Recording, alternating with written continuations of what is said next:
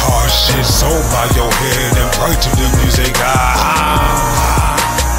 Underground, mainstream, he got it, whatever your thing is. So tap in and turn up. Tap in and turn up. Tap in and turn up.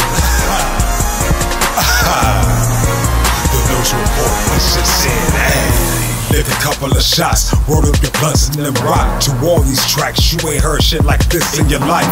Vibe while your wolf is not. Bars over 808 drops. Goes ride the whip till he slaps on your block and spin it twice. No artillery clapping, let the heaters bang. CJ put respect on it when you speak his name. This where the townless lives, no cap, all facts. Cycle here for the real, fuck them other podcasts.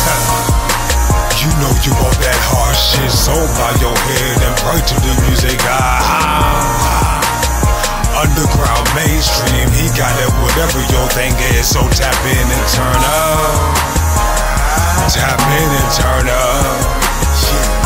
Tap in and turn up. The Noize report is just in,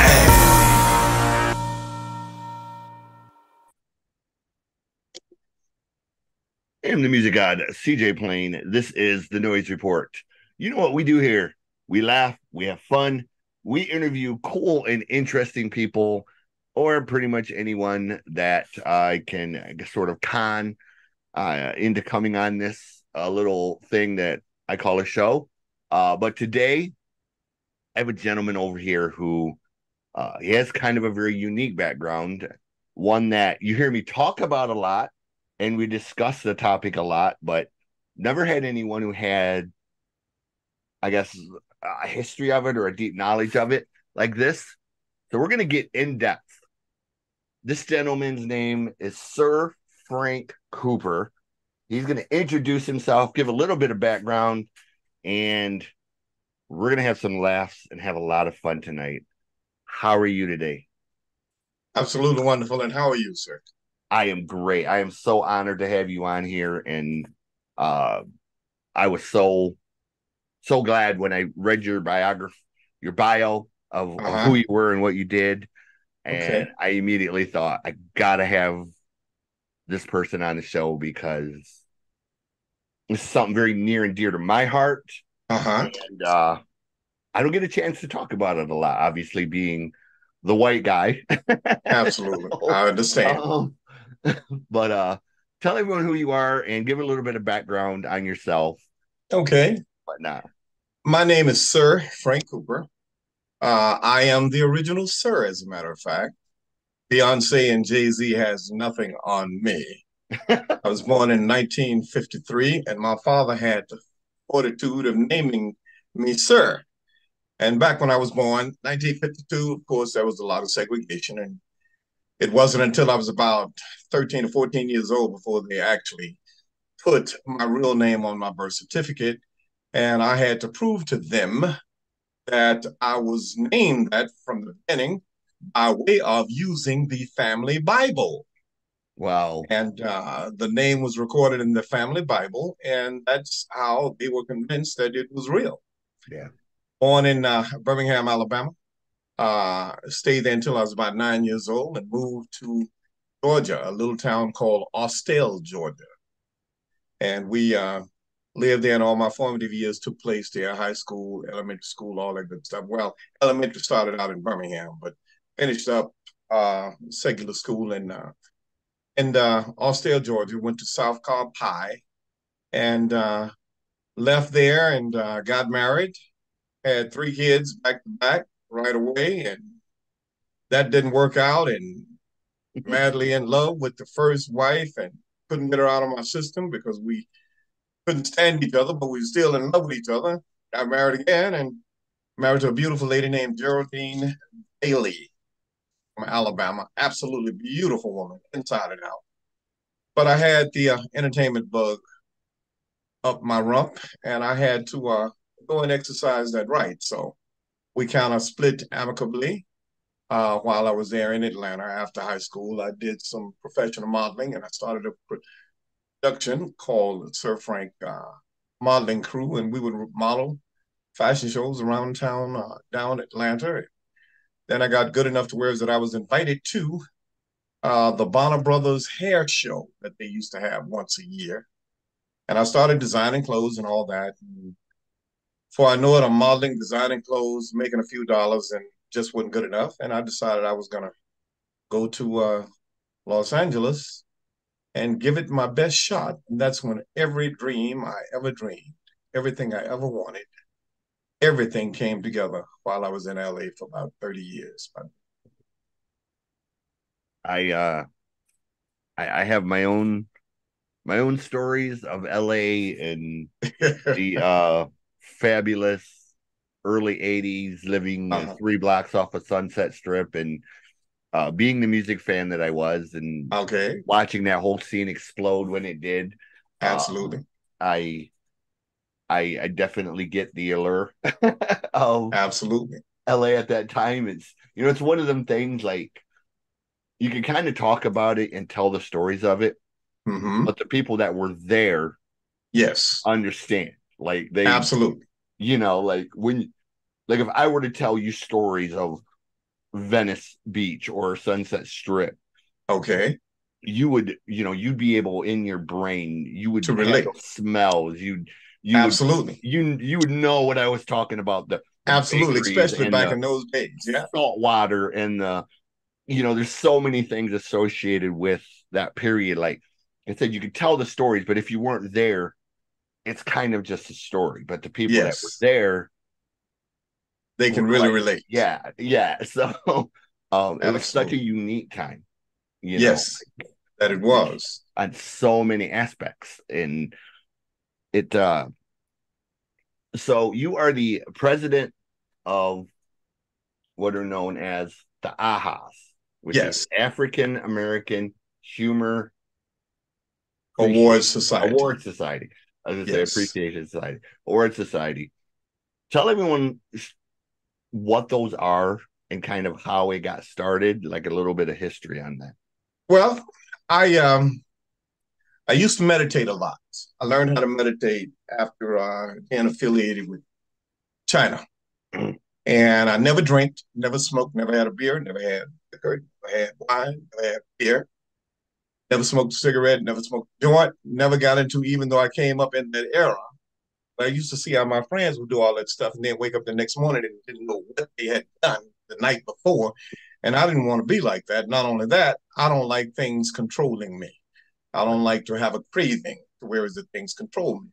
So I would meditate, and I had gone to work for a man that opened the first Black comedy club in LA called the Comedy Act Theater. And every Black comedian that has had a TV show in the last 30 to 35 years used to perform at that comedy club. It was the first one. And it was Friday and Saturday night, and the place would be packed. It was at Leimert Park on 43rd and Crenshaw. And I will tell you, that particular club, it was one of the hottest comedy clubs at that particular time in LA, because all the athletes, all the Black movie stars, everybody that was anybody would come to that club to be seen, to see, and to enjoy themselves with up-and-coming comedians like a Franklin Ajayi, which I don't know if you remember him or not, but people such as when Jamie Foxx first got his start, when Martin Lawrence got his start, when the Wayans brothers and their sister got her start, Robert Townsend, D.L. Hughley, you name all the ones that's making major money now, these people used to come and perform at that club pretty much for free. And they would bring the house down. And so that was, so I left the Comedy Act after about 3 years, 2 years of helping Michael and all that good stuff. And I wind up meditating, and I came up with the idea. I said, with all these Black TV shows on, and these TV shows have been on for like 3 and 4 and 5 seasons, and none of the award shows had ever recognized them for what they were doing and had done. And through my meditation, I came up with the idea of creating an award show for minority comedians, not just Black comedians, but all minority comedians, because at the time, Freddie Prinze also had a TV show. He was the first Hispanic Chico to and have the a Man. TV show called Chico. There And you the go. Man. See, all right. Now I'm talking to somebody that can relate. All right. So I'm saying this show has been on the air for 2 or 3 years, and nobody recognized what this man had done and what he was capable of doing and what he was doing on that show. He was breaking ground. Yeah. Then you had another show to come on, The Jeffersons, with Sherman Hensley. Stayed on a long time, one of the most popular shows out there. They never got recognized. Then you had 227 come on. They never got recognized. Marlon Gibbs. So I'm saying all these people with all this knowledge and all this talent, why is it that someone's award show is not giving them a Golden Globe or a People's Choice or a Grammy or an Emmy? Why aren't they getting these awards? Right. So I said, okay, I'll create the first award show. And I started meditating on it, started working, pulling myself together, getting ideas together. And I finally pulled it together with the help of a man at the time. He was a newspaper columnist. His name was Warren Lanier out of Sherman Oaks. And he and I, we got together. I hired him to be my public relations person as well as to help me pull this thing together. We pulled that first show together. And I will tell you, it just took off from there. I'm so happy that something like this exists because I've been a fan of comedy for as long as I've been alive, practically almost. My dad is a truck driver. Okay. Has been. This is his 52nd year driving truck. Okay. So I grew up in the front seat of a Peterbilt. Know the truck well. I used to drive 18 wheelers as well, sir. So that's how I got this wonderful scar down the middle All of right. my head doing it myself. But I grew up in the front seat of a Peterbilt in the early 70s when there were no computers, there were no laptop, cell phones, or anything. That's right. We had books and we had music. Thomas and Guide map book. Yes. I know it well. So one of the things that I love, my dad is a huge fan of comedy. And we had all of the trucker comedy that played. But one of the very first cassettes that I owned was a cassette from Mom's Mabley. Okay. And she was so funny. Like there was something about her delivery and her timing. And I was so, I won't say obsessed with her, but there was something about her that I just loved. And then when I learned her story later on, it was like, wow, like this woman overcame some of the most egregious stuff to, from rape to racism to and then growing up during that time, seeing shows like The Jeffersons and Sanford and Son and Chico and the Man and so many others that, like you said, they weren't recognized. They were always there. They were always part of our kind of collective. Right.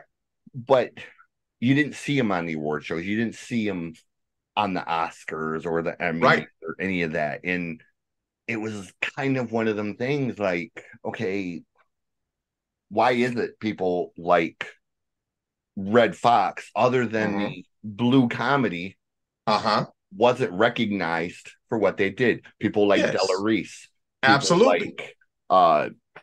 People like George Wallace is a guy. Dick Gregory. Absolutely. Dick Gregory. Dick Gregory. One of the funniest jokes of all time. The chicken joke. Absolutely. To this day, I read that joke and I laugh because, like, not just that the joke was funny, but to have that humor in the face of the absolute danger he was probably in, at that time, is, if that's not the true mark of a man, Mm-hmm. of courage and of fortitude and of just willpower, I guess. Absolutely. You Absolutely. know, like I don't know what else is, you know, and again, like Freddie Prinze, you know, Freddie was, we see people today like George Lopez, Carlos Mencia, uh, Yes. Gabriel, uh, Gabriel Iglesias, uh, Fluffy. yeah, Fluffy. Yes. all of these comedians are all riding on the coattails of what Freddie Absolutely. created, the Absolutely. same way that, you know, Fred or Red started, and then Richard took over, and then Eddie took over, and it's just continually gone down the line of nurturing and I'm getting way off topic. Well, now I will tell you. Let's go back because you named some names there, but let's take it back a little bit further Yeah, in the Black community and the minority community. You had Freddie Prinze to open doors, the first Hispanic to have a primetime TV yeah, show in prime time on a major network. Okay, now let's go all the way back to um, the comedian that was overlooked. He came along about the same time that Red Fox did, but the reason why Red Fox, and he did blue comedy as well as Red Fox, but the reason Red was so accepted was because of Red's skin color. Red yeah. was a very, very light-skinned black man. All right. Rudy Ray Moore was just Yes, as bad as Red Fox. And Rudy Ray Moore, as a matter of fact, was even better because Rudy produced, directed, and distributed all of his stuff that he created himself. yeah. So That what was we coming. did, That was we coming. That was created, on my list. that's right, we created the GOAT Award in Rudy Ray Moore's name, which Dolomite. that's right, Dolomite, which we passed down from Rudy Ray Moore to Red Fox, the GOAT Award, and then we passed the Red Fox GOAT Award down to Richard Pryor GOAT Award. And this year, 2024, year coming up, October 6th, we are going to pass that torch on to one of four major comedians. It's going to be either Dave Chappelle to receive the Richard Pryor GOAT Award, or it's going to be Jamie Foxx, or Martin Lawrence, or Chris Rock. One of those four men is going to be chosen to receive that Richard Pryor GOAT Award. So when you start talking history, yeah, we go back a long ways. Yeah. So I guess kind of one of the people that was most influential to me. Okay. My mother dated a guy. He was black. In when we were in California. Okay. He was a history teacher for the LA Unified Schools. Okay. And he was so influential to me because he was the first person to teach me chess, and he taught me so much about music. But he would tell stories, and it wasn't just the sense of humor that he had, but it was the way he could tell the story. And one of the things that he said to me that has always kind of stuck in my brain. He said the biggest difference between white people and black people. He said white people write down their history, and black people orate their history. They tell it in the form of comedy and like oral dissertation. And griots. They were griots. And I never thought about that before that point. And as I think about it now, you know, of how true that is. Absolutely. How storytelling is so vital to the minorities in general, not just African Americans, but Hispanics and Japanese and so many, you know, that they're such great storytellers, and you don't see it as much. No, you don't. You don't see it as much with white people. I mean, obviously there are, you know, historical figures that were great speakers, but none like so many names that I could name on the other side of the coin. And again, Absolutely. that were never recognized for that. And, you know, it's kind of, I guess, talk about how, I guess, how comedy relates to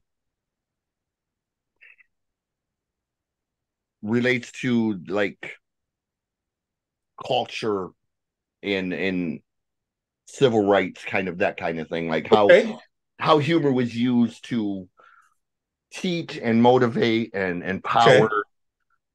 You know what I'm saying? Okay. I don't have the proper way of saying it, but I understand what you're saying. I yeah. understand what you're asking. Let's take it back to Burt Williams, one of the first black stand-up comics that was out there. And I don't forgot what year he started, but we're talking during the blackface era. Yeah. When white people would put blackface on, and black people also used to put blackface on as well. Quite acceptable. Okay. This is what I want you to do. And this will kind of sum up everything of what you're asking me. Picture, you're working in the cotton fields or the cornfields all damn day long for your master as a black person. And you only had 2 days of relaxation, pretty much. And that was Saturday and Sunday. Are you going to work every day? You're working pretty much for free or working for pennies, nothing at all. And then you go back to your home and you are only allowed to go certain places because you are black. So you can't go any place. So you have nothing else to do but to entertain yourself or entertain people that's around you. Now, on Friday evenings, everybody's excited because they know Saturday and Sunday's coming up and they're going to get 2 days rest from that hot sun beating down on them with them picking cotton or corn or whatever they're doing. That Friday night, corn liquor was made from corn and yeast and all kinds of things. But that Friday night, everybody is partying. You know, there was a party, people telling jokes, people dancing, people laughing, people singing, people beating drums on cans, whatever. They are partying their butts off. All right. To forget about the week they had before, the massa coming down on them if they didn't pick the right amount of cotton per day that they're supposed to. Then Sunday, massa decided that it was time for you to repent. Therefore, we're going to let you worship our Christian God. So on Sundays, you had to attend. Now, keep in mind, you were forbade as a black person to read. Yeah. So you listened to this white person preaching the gospel to you, and you mind it hook, line, and sinker and all, because once again, it's another form of recreation. But it's also a form of indoctrination as well. So now, on Sundays, you are doing the right thing, mentally and physically preparing yourself to go back to that cotton field and put up with the degradation for the next week. So through comedy, that was a thing, what we would call today therapy. So through comedy that Saturday night, everything that was bothering you, all the things that was bothering up the whole week, the whole doggone time you've been working and all that, you got a chance to release that stuff through laughter, through dancing, and through entertainment. And that's how comedy became so prevalent and so important in Black lives. Because I don't care if you put 3 brothers together, somebody in that 3-brother situation, one of them going to be funny. You can take a serious conversation about death. You put 4 brothers together, 2 of them brothers going to have something funny to say about the person that's laying in the casket or the person that died. And that's the way we've been able to cope with all the negativity that's come our way as Black people. And it has just been carried on and carried on and carried on. I tell a story about, you've heard the phrase, he's a barrel of laughs. Everybody know that phrase. It's a common phrase in American language now. When you hear that phrase, have you ever thought about where that phrase came from? That phrase came from back in the day, once slavery was abolished. If there was a group of Black men in the downtown area where there was a lot of white people, and they were shucking and jiving, telling jokes or whatever they were doing, and if they got too loud, especially when they were telling jokes or laughing, they used to have a barrel on the street. And in order for that person to laugh, he would have to go to that barrel, stick his head in that barrel, and laugh so it wouldn't offend the white people that was around. And that's where the term "a barrel of laughs" came from. Wow. I had no idea, actually. Yes, Like, yes, absolutely. It's fascinating when you look at it. It's yeah, fascinating. like it's to me, one of my favorite movies is Harlem Nights. Good movie. And to me, probably one of the greatest collection of actors and black talent, raw talent assembled. You know, because you had Charlie Murphy, Red Fox, Richard Pryor, Eddie Murphy, Della Reese. I mean, just the list goes on and on and on. Absolutely. And it's a genuinely funny movie. Like, it's so quotable. You know, Della with the, oh, so you want to hit somebody with the trash can? You know, and it's, we had a bracket for the best black comedies or best African American comedies. There was 128 of them, and that was the winner because we pretty much all agreed. Like, there's just not, whether it was Friday or whether it was House Party or what, that was just the epitome of what black comedy was to us, because you know, it was such a great movie on so many levels. And well, now, just out of curiosity, approximately, you don't have to give me your specific age, but approximately how old are you? I'm 52. Okay. I'll be 53 this year. So if you liked that movie, picture a movie with Sidney Poitier, Bill Cosby, one of our greats that just died, Harry Belafonte, Emmy J.J. Walker, all in the same movie. And it was called I think that was in our bracket. My mind just went blank. Oh. It was called oh Lord, I cannot think of the name of that movie now. Hold on. I'm gonna be able to tell you because I think it was called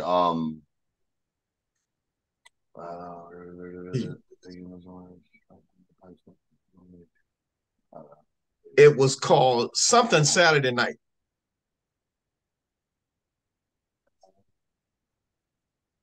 Yes, they didn't have that one on there. In orbit, 6 Man Run.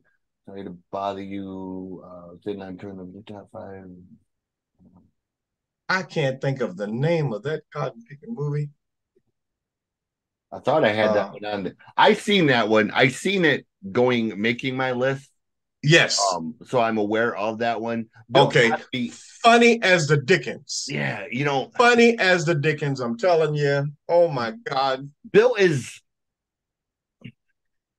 such a I guess touchy subject because you have to separate. I think in fairness, you have to separate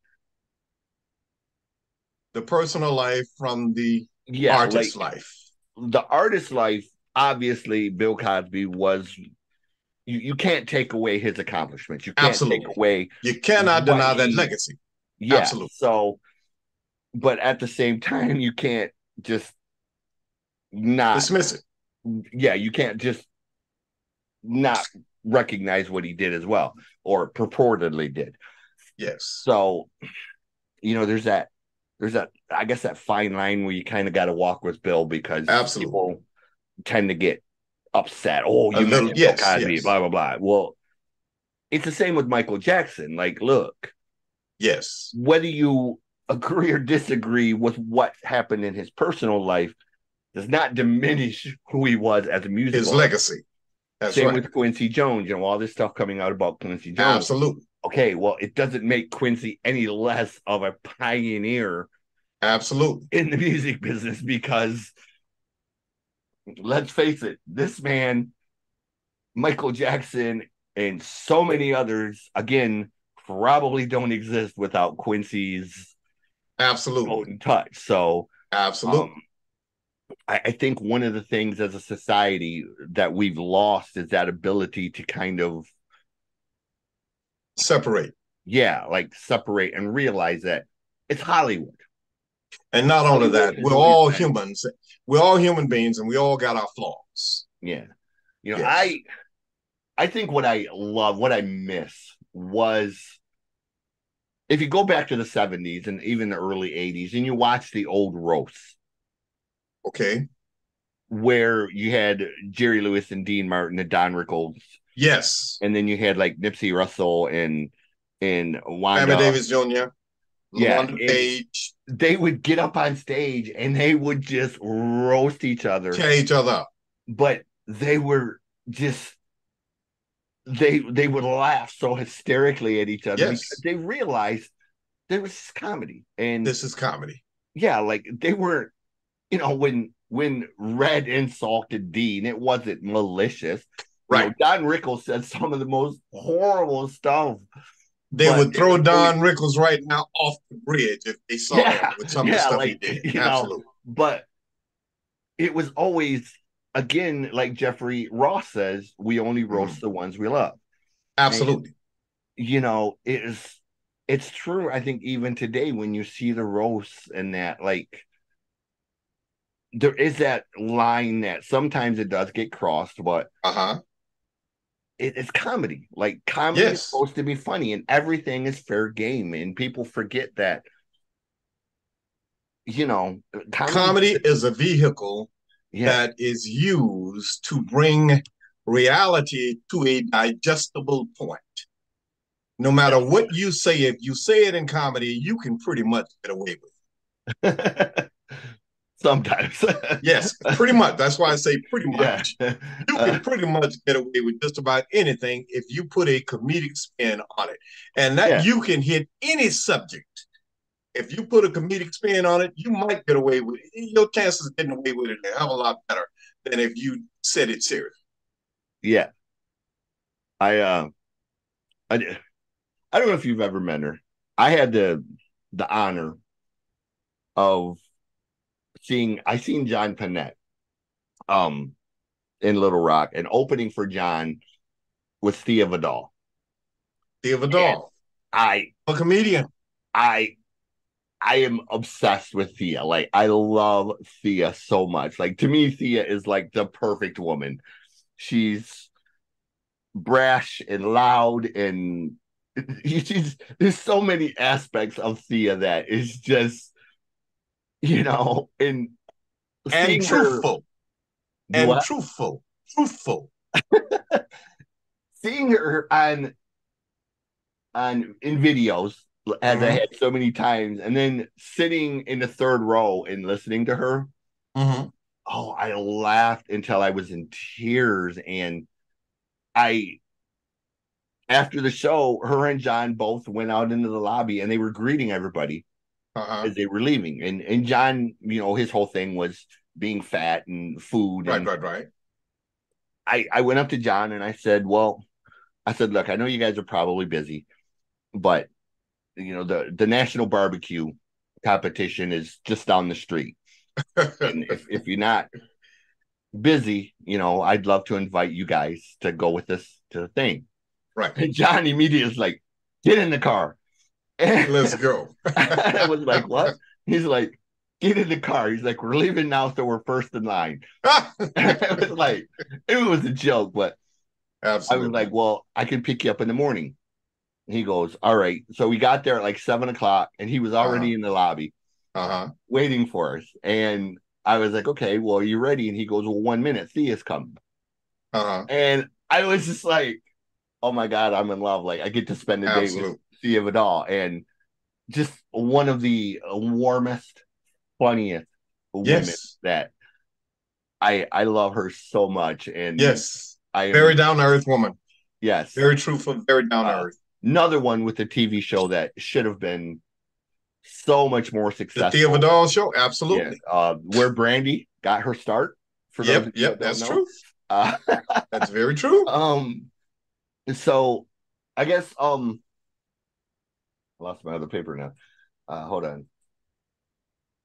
Talk some more about Rudy Moore, the Dolomite, obviously. Okay. Before I talk about him, it just came to me. Uptown Saturday Night was the name of the movie. That's it. That was the name of the movie. That was it. That is it. All those older black stars in it. Uptown Saturday Night. All right, go on. But you're obviously you've met him and yes. whatnot. Just kind of talk about him, because not only as a comedian, but his influence as the Dolomite character on hip hop. Yes. Proceeded, hip hop starting or blowing up per se in the early 80s. Here's a guy who is kind of rapping going all the way back. Absolutely. Into the early 70s. He was rapping. Absolutely. Laid the foundation almost for absolutely for rap. For hip hop, for absolutely in so many ways. That's why a lot of rap stars, such as Snoop Dogg and some of the ones like him, used to sample some of his stuff. Okay. Quick story about Dolomite. Okay. When the first time I met Mr. Moore was at a club, and he used to do a rap or a skit called The Monkey. Have you ever heard it? Yes. That's a piece of art. Okay. Well, anyway, I met him years before I even came up with the idea of the award show. But anyway, when we decided to honor him at the first award show, I lost touch with him. And thank God, Warren Lanier knew all these people, and he got in touch with Rudy and told him, Rudy, this young man want to honor you at the first award show for black comedians, minority comedians. Would you show up to receive your award? And he was like, yeah, damn right I'll show up. That nobody never recognized me for a damn thing that I've done. Right. All the stuff that I've done, and I've had to do it all. He gave you that spiel. I had to do it all by myself. Yep. And you damn right, I'll be there. So we knew Rudy was coming. Well, the night that Rudy came and he accepted his award, Paul Mooney came up first on stage and said, I have not seen Rudy Ray Moore in so many years. There was a rumor that he was dead. But I'm sitting 2 rows right out in the audience from this man, and I can't believe he's still alive. Okay, so of course, everybody's dying laughing. But Rudy was a very, very giving man, very nice man. He would help any comedian that he could. He would even tell you, if you want to use my material in your routine, then so be it. Because I can't do a damn thing with it, especially if I'm dead. And as long as you give me the recognition, and I don't have a problem with that. Well, the night that we honored him, he cried like a baby. Most of these people, no kidding. Most of these people, I've got some footage. I wish I had the whole show, but I did not have enough money to pay the production company, and I lost all that footage. But I got excerpts from that original show. And most of the people that came on that stage cried when they received their AaHA award. Yeah. Now, quick story about Rudy. A piece of history, as a matter of fact. I did not know that Rudy was one of the very first comedians. Now, think about what I'm about to say. He was one of the very first comedians whose first comedy album went gold back in the 70s. Okay? Now, fast forward 30 years later, Eddie Murphy makes a movie about Rudy Ray Moore, about his life. Everything about that movie was dead on, spot on, accurate. Except they left out a very important part in that movie. And that was, they never told anybody that that movie was made based on Rudy Ray Moore producing his first comedy album, which was Eat Out More Often. They never told anybody that that movie, that album sold over 500,000 copies and went gold. After I did the award show, all these legendary comedians got together in LA and threw a dinner in my honor, thanking me for doing that award show. This is like a month after we had done the show. At that dinner, Rudy Ray Moore comes to me and says, Sir Frank, for what you've done, I don't have too much to give you, but I want to give you the gold album that sold over 500,000 copies. And I'm going to show you this album right now. Wow. That album, this album right here, is Rudy Ray Moore's album. That is the original album jacket, Eat Out More Often. And this is what that movie was made of. Now, go back 30 years. At that same award show, ironically, that night, we also honored the man that played Rudy Ray Moore in that movie 30 years later. And that man's name is Eddie Murphy. And believe it or not, can you get that trophy? We presented Eddie Murphy with the AaHAS trophy, and he never sent anybody to pick it up. Paul Mooney picked up 2 of them because we gave Eddie one for stand-up, one for movie star, and one for hot, young, up-and-coming Black comedian, 1990. And do you know that I still have that damn trophy with Eddie's name on it right in my house today? He's never picked it up. And we've tried all kinds of ways to get in touch with this man to let him know that he has a trophy that we have to give him from the first award show 30 years ago. Now, it gets even better. Oh, no. On that same show, that night, at the time, there was a young Black female comedian up and coming. She had done, I think, her one-woman show. We honored her for being a young, hot, up-and-coming Black comedian, and that woman's name is Whoopi Goldberg. This is Eddie Murphy's trophy from 30 years ago. And we have tried all kinds of ways to get in touch with this man to let him know that we have a trophy for 30 years, as well as Whoopi Goldberg, the same trophy. Hers is downstairs as well. And so when we talk about Rudy Ray Moore and his legacy and what his contribution has been to rap as well as to comedy, and none of these young comedians nowadays want to even recognize this man. It's pathetic. It's pitiful. And this is why this is why I created the AaHAS, because there's just so much rich history that has gone unrecognized. And to bring it kind of full circle, he mentioned Whoopi and the the one woman show, which was actually based on Moms Mabley's life. Absolutely. So. Absolutely. Without a doubt. Moms Mabley, another piece of trivia. Moms Mabley was the first comedian that sold over 1 million copies of a song that she called Martin, John, and Robert. Robert, John, and Martin, or Martin, John, and Robert. Yeah. You remember that song? Yep. Okay. It was she a was civil also rights the song. first female comedian on the Apollo. Absolutely. One of the first openly gay comedians. You know your history, young man. And that's she right. Was the inspiration for Grandma Clump in the Clumps movie. You know your history, young man. I'm impressed. I'm impressed. I am a massive fan of Black comedy and Black comedies. And like I said, people like George Wallace and Thea Vidal and Paul Mooney and Paul Rodriguez and Freddie Prinze, people that, as you stated, were so funny and didn't get the recognition that they deserve. Obviously, Steve Harvey has done his thing, and he's kind of brought Cedric with him, and Bernie made a huge name for himself, rightfully so.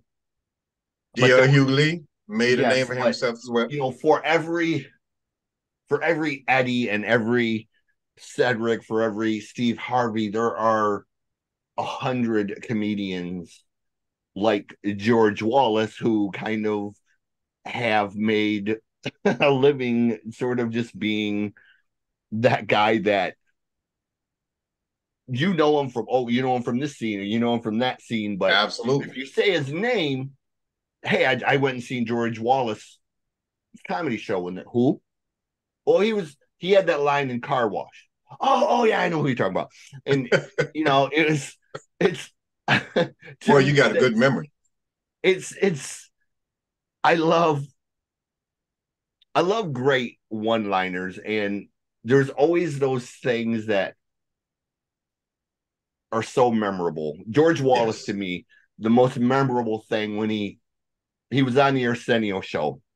The Uh-huh. California lottery was like, I think it was like 500 million, 600 million.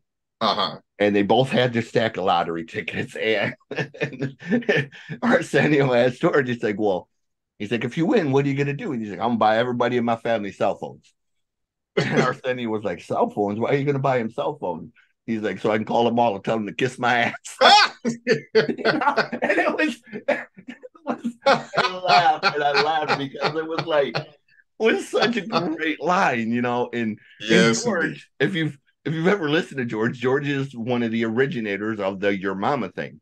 Yes, yes, indeed. You know, Him and a guy named J. Anthony Brown go at each other yep. heavy about their mamas. Yeah. So, you know, it was when I was in high school, I was in foster care. Uh-huh. Now, they put me in a foster home on the north side of Flint. Uh-huh. I was the only white student at Flint Northwestern High School. We talking Flint, Michigan? Flint, Michigan, yes. Okay, all right, all right.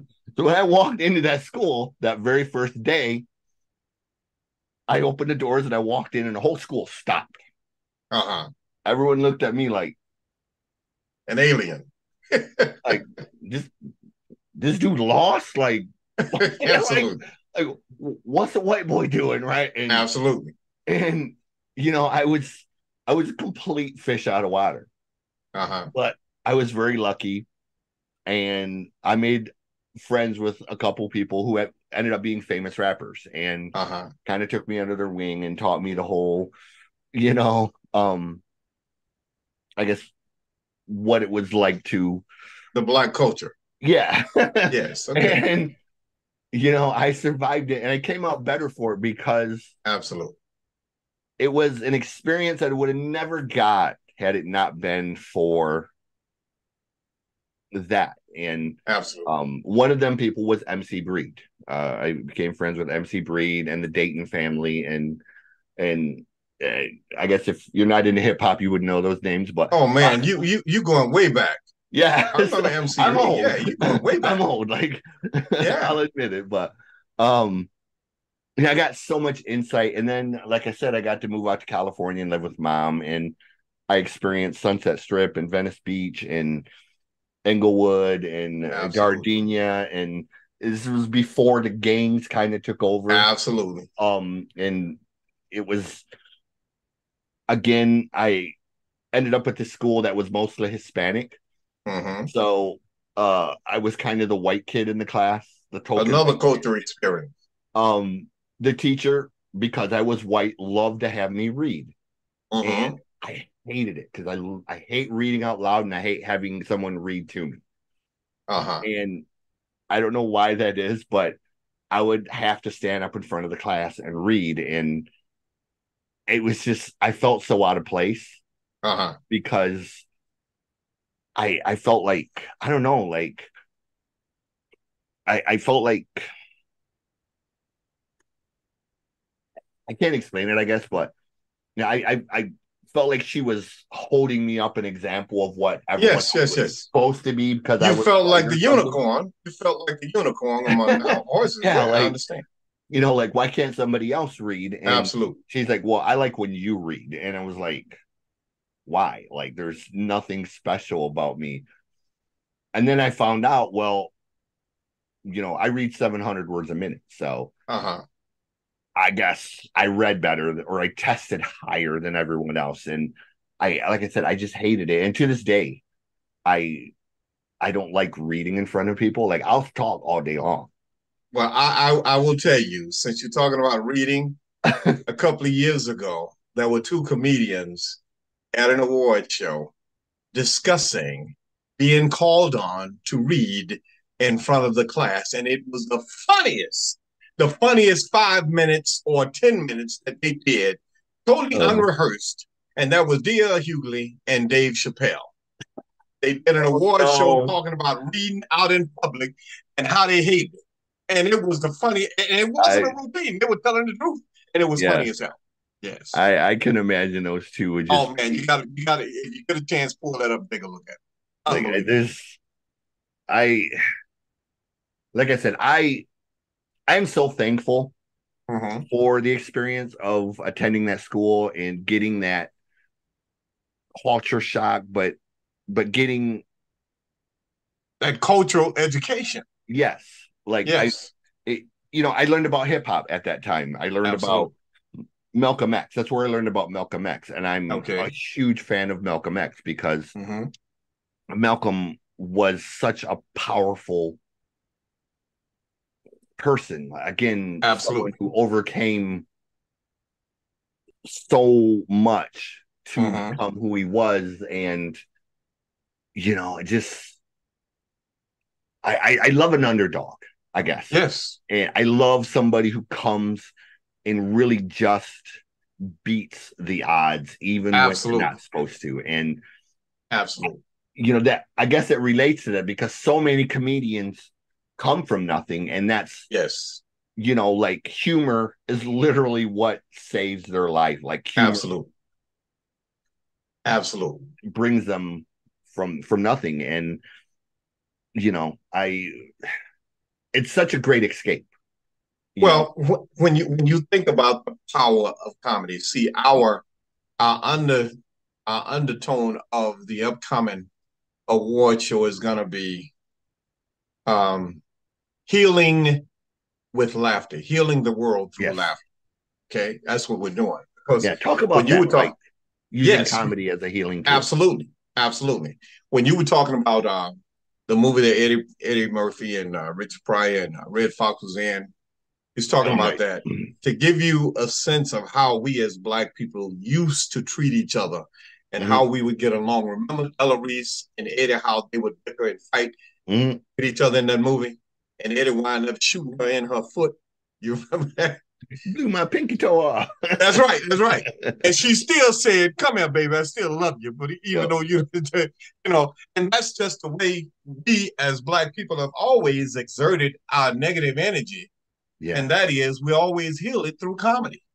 And healing through comedy is one of the greatest medicines that anybody can pass on to anyone, because we all have that in common. And that is, our slogan is laughter has no color, so smile. Everybody in the world smiles about something. Yeah. Everybody. So we got that in common. And those are things that we as a group of people try and have tried and have succeeded in passing negative information on to other people. And we can make it digestible by putting it in a comedic form. Yeah. That's why I love Tyler Perry.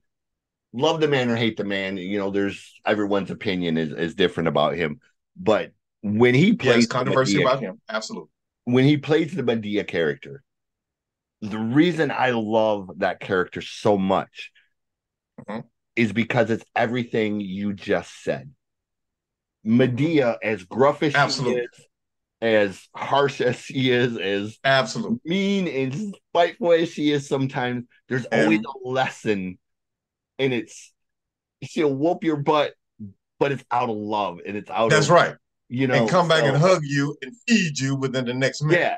When the one where they forced her to take the little girl in. Yes.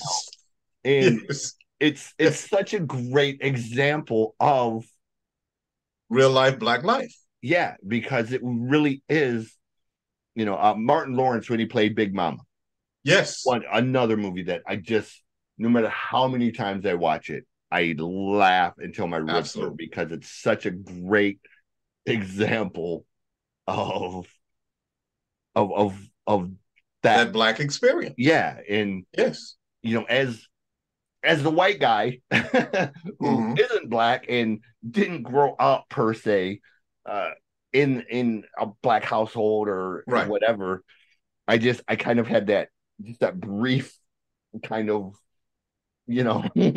experience. Right. Like I said, I'm so thankful for that because it taught me more. I probably learned more in that 9 months or that 10 months than I learned the my entire life above and beyond. Absolutely. And Absolutely. I've made it a point since then to always keep an open mind and to always try to be empathetic to other people's point of view. That no matter how much I believe in something, I make it a point to remember that perspective is only based on where you stand. Absolutely. You know, what you've experienced. Yeah. So even though I may believe something is right, it may not be right from the other side of the fence. Absolutely. And, you know, and it's one of them things that I struggle with it sometimes because sometimes life is so black and white to me. No pun intended. But I try to temper that with, all right, look, we can agree to disagree, and absolutely, I will still love you as a person and as a human being, and I'm not gonna let one person's evil diminish me from doing good for others. Absolutely. You know, like if one person does me wrong, I'm not going to let that stop me from helping others just because one person. Absolutely. Judge individuals as opposed to a group. Absolutely. So, future of the awards. You spoke a little bit about it. Where does it go in the future? Who are some of the people you hope to honor? Okay. Who are some of the upcoming people maybe that people don't know about yet, but maybe should be looking for going forward? Okay. The next award show is going to take place 2024 here in Las Vegas. We are going to be streaming this show live, so people that can't come to the award show, they can pull it up online, pay for it, and view it from there. We are going to be honoring. We got 3 major categories that we're going to be hitting on, and that is past TV comedic stars, stand-up, whatever you want to call them, stand-up, stage, TV, actors, actresses, past. We're going to honor about 4 or 5 of those people, such as a Juliette Lewis, been out there a long time. Nobody's never recognized her for what she's done. Such as the lady that played on Family Matters, Jo Marie Payton Noble, France. Okay, she played Urkel's next door neighbor. Such as she played Harriet on that movie. Right. Okay. It's funny to hear you say Urkel's next door neighbor when yes. It's really, I mean, when you think about that show, it was designed to be about Urkel. It was designed to be about them, the family. Right, but Jo Marie and her family. Right. And then he came on as a guest, yes, and it took in another direction. Absolutely. Absolutely. Lawrence Fishburne, who's known for his dramatic acting as well as comedic acting. Yes. And this man has been out there for ever since he was about 12 or 13 years old. And he would be honored. And Jackie Harris, that played the sassy lady on the Jeffersons, and what else? 227? 227. Yes. With Mr. The Cooper. sexy, yeah. Okay. See, now those would be people like that who would fit into past categories. You got me? Then we got the present categories, such as D.L. Hughley, Cedric the Entertainer, Trevor Noah, Sally Wong. There's this new Hispanic comedian that's out there now, as well as Wanda Sykes. These are people of today. They're absolutely funny as hell. Okay, these are people of today. And then we go into the future comedians, such as a Country Wayne. I don't know if you know who he is or not, but Country Wayne. There's this other black guy, comedian, who's gay, good, tall, good-looking guy, hosted, I think he hosted the People's Choice Award or something this past year, last year. Anyway, I can't think of his name either. He's very tall, good-looking black guy, and he does impressions. He does hellacious Eddie Murphy impression. I mean, just about anybody you can think of, he does the impressions of. And there is this another Asian comedic actor that used to be on the Trevor Noah show, The Daily Show. I don't forgot his name, but he would be part of the future, as well as a very well-known first of his kind. He's been out there for a long time, but he's never been recognized for nothing. And that's a young Indian comedian. Well, he's not young anymore, but he's an Indian comedian. His name is Russell Peters. I mean, the boy is bad. He's a bad brother. And not only is he funny as hell, but his audience is vast. He can cater to any. He's another one that grew up like you did in the hip hop genre. All those people that you were naming that people don't remember. Yeah. Oh, you know all these people, man. Mm-hmm. And he's never gotten recognized. So these are the people that we are going to honor, along with special honorees such as the Pioneer Award. We want to do people like, for example, when you were speaking about roasting, Dean Martin roast back in the day, how they used to roast each other and dog each other out, and you would think that they hated each other, but they loved each other. And that's Shaquille O'Neal. Shaquille O'Neal does a hellacious roasting show on cable. Funny. Yes, funny as hell. So he would be a pioneer, as well as Tyler Perry, whom you just got through talking about. Tyler Perry, through his comedy, was able to do what? Create his own production company, as well as, think about it, one of the largest production companies in the entertainment industry, and has taken over the city of Atlanta pretty much. So he would fall under the Pioneers Award simply because he's the first that has ever done that. Quincy Jones. And we're going to go way back and dig up another one that people have forgotten about, that Dave Chappelle, one of his first roles in movies, and that man's name is the one that made Blazing Saddles. Oh, help me out. Older white guy, Jewish white guy. Gene Wilder. Still living. Huh? No, it's still living. Blazing Saddles. You remember him? Mel Brooks? No. Mel Brooks. Yes. Okay.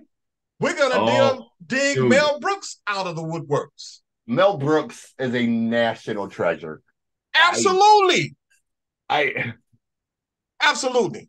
And put Dave Chappelle in his Robin Hood Men in Tights or some kind of stuff like that. That was one of Dave's first movies. Yeah. I am so happy that Mel got to do History of the World Part 2, but I'm even happier that Wanda got to do it with him. Okay. I think Wanda and Mel are, even though here's the old white guy and the younger black woman. Right. I think comedically, I think they think so much alike. They don't even realize that. Absolutely. So I knew when they announced that this is either going to be one of the funniest things ever created, or it was going to be the biggest train wreck of all time. Either way it goes, it's going to be entertaining. Right.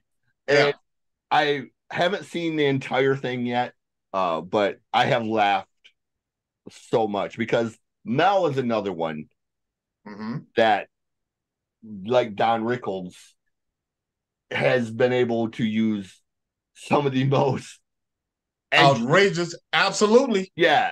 Do you remember when he did Hitler in Paris or some kind of stuff like that? Yeah. Hitler. Okay. It was a parody of real life, but it was funny as hell. Yeah. Extremely digestible. Yeah, and so many things. Like, I'm just slowly. It's he's like, I detest violence. Boom, and it's just like absolute funny as hell. Absolutely. I have a poster somewhere. It's not hung up, but my friend made it for me, where it's got Spaceballs at the top. Okay. It's got Star Wars underneath it.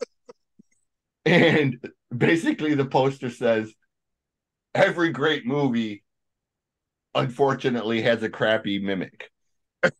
And it's kind of a joke because obviously, Star Wars came out before Spaceballs, but Absolutely. making fun basically that Spaceballs was so much funnier and so much better than Star Wars. And my friends get so mad because my friends are huge sci-fi geeks, and they're like, "Oh, that's sacrilegious to say that Spaceballs is better than Star Wars." And I come back with, "Please, Lucas wishes he was half the filmmaker that Mel Brooks was." And I'm telling people you, are like, "What are you talking about?" And I'm like, "Dude, come on, name one George Lucas movie other than Star Wars."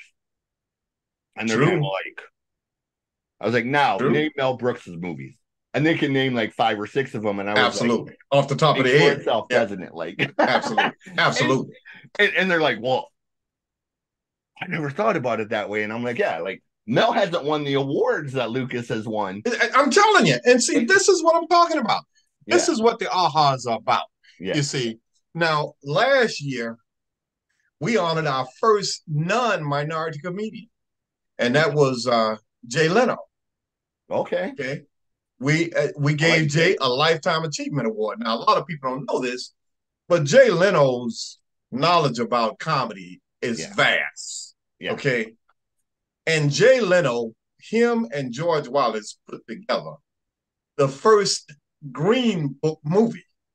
And it was about Black comedians and how they traveled and how they lived back in the day trying to make a living as a stand-up comic. It's about a half an hour long, but it is a very educational piece of film that he did.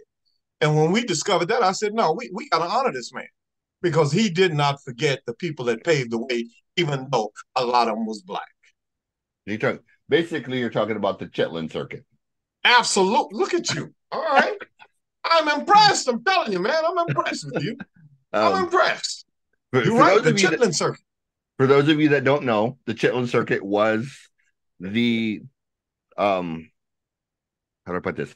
It was the tour lines, I guess, that Black entertainers followed during the Jim Crow era and segregation era. During the segregation era. And there were separate ones for comedy and music, obviously, because you had people like Little Richard and the blues artists in that traveled the musical one, and then you had people like Moms Mabley and Dick Gregory and others that B.B. King, B.B. King, John Lee Hooker, and sometimes they mix together, and you had comedians opening.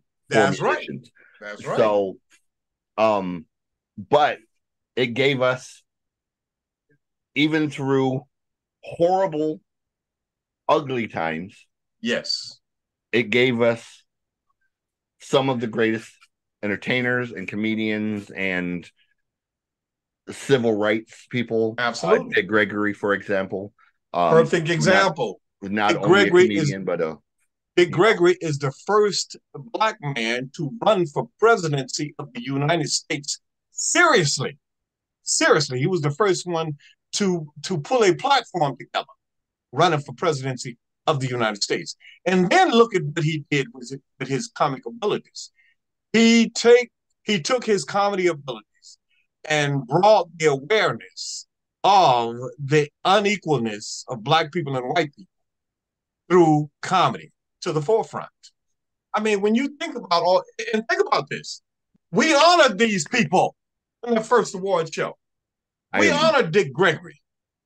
A lot of people don't know this, but Della Reese had the first, everybody make a big deal out of Oprah Winfrey being the first Black woman to have a talk show. Della Reese was the first one to do that. Okay? Then I think Nat King Cole came after her with a variety talk show late at night. All right? And we honored Della Reese. I went to Della Reese's house to give her AaHA award because she couldn't make it to the award ceremony. We have been on the forefront of groundbreaking shows. Tell you another thing. In Living Color, one of the most watched late night sitcoms in the history of TV, we honored Keenan Ivory Wayans. Yes. Even though I had to go to the studio to give him his AaHA award, but he got it. And we gave it to him because of what he had done. Another groundbreaking person. Yes. Arsenio Hall's show. Arsenio Hall, Johnny Carson had been on the air for 20-something years. Arsenio Hall come along the first 2 years and obliterate him. Okay? The first hip-hop late night show on TV. All right? We honored Arsenio Hall. Okay? Now, because we were a small and is a small fledgling, still trying our best to make it out there into the big leagues, a lot of these people haven't even recognized that we even exist. And it's not like I'm asking these people to give me money. I've asked them to help me find some financing, but I've never asked anybody to help me do these shows with their money.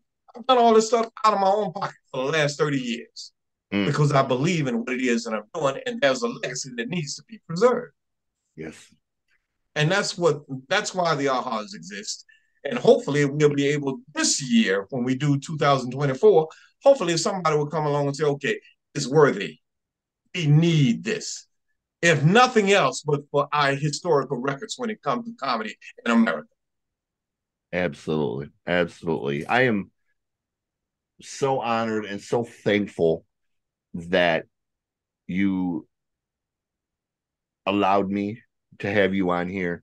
Tell everyone, where do they find you? Where do they find information about this? Where do they go to if they want to watch the pay-per-view that is coming up for the next one, and that where do they go to do all of that? Okay.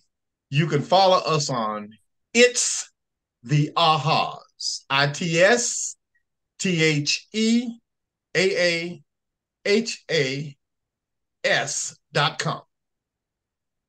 You can follow us there. You can Google us at theahas.com, ahas.com. Or you can pull me up on Facebook, Sir Frank Cooper, and my history is there. There is a documentary that is playing about me right now on Amazon Prime. Ooh. The name of the documentary is called Laughter Has No Color, Amazon Prime. And I think it was, it started playing about 7-8 months ago, and it's already been adopted by 3 other networks, I believe. But Laughter Has No Color, Amazon Prime, go there. And that's a documentary about my life from beginning up until where we are now. I'm definitely going to watch that because I do have Amazon Prime. So absolutely. Yet now you are going to be amazed because there is something in there. I want you to pay close attention to how I got the money to do that first show. And that first show cost me over $500,000, right at $500,000. Back then, that was 30 years ago. Yeah. And that's why I ran out of money and couldn't finish paying the production company. That first footage, it was shot by 4 cameras, as a matter of fact. Wow. And that whole show, I had to forfeit it because I didn't have enough money to finish paying off the production company. That's crazy. Yep. I'm so thankful, though, that you do this and that you have taken this upon your, I don't want to say upon yourself, but I'm so thankful that there are people, you especially, that have done this and that, I guess, realize the importance of this. And absolutely, it isn't something that is just going to kind of, I don't want to say be lost, but, you know, like, it is, as fans, we need to go back and really watch these shows because there are so many lessons. Absolutely. I go back. I still watch the old shows. I still watch All in the Family. I still watch The Jeffersons. I still watch Benson. I still watch Benson. Robert Guillaume. Yes. Absolutely. I watch Nell Carter. Nell Carter. We honored Nell Carter. Give me a break. Oh, another one that just we honored. I'm telling you, man. That night we had 110 award trophies to give out. And we gave out about 60 because a lot of people, like I said, a lot of people didn't show up. But before we leave, I do want to acknowledge my right hand and my left-hand people. And that is two women that's been with me for the whole 30-year run, and they're still with me. And that's Tricia Voorhees, my vice president of the AaHAS, and Mitzi Voorhees, my vice president of the AaHAS. Those two women have been with me through thick and thin for the last 30 years. And without them, I'm going to tell you, there's no way in hell I could have done all this stuff. And we're just a small crew. And we have another young man that's on board. He's going to be the one to kind of keep the legacy going. And his name is Trey Voorhees. And the four of us, man, I'm telling you, man, we try to crank it out and keep this thing going. Well, so we're small, but we are strong. If you ever need anything, I am absolutely willing to contribute my time and any skill set I have that can help in any way. Because fantastic.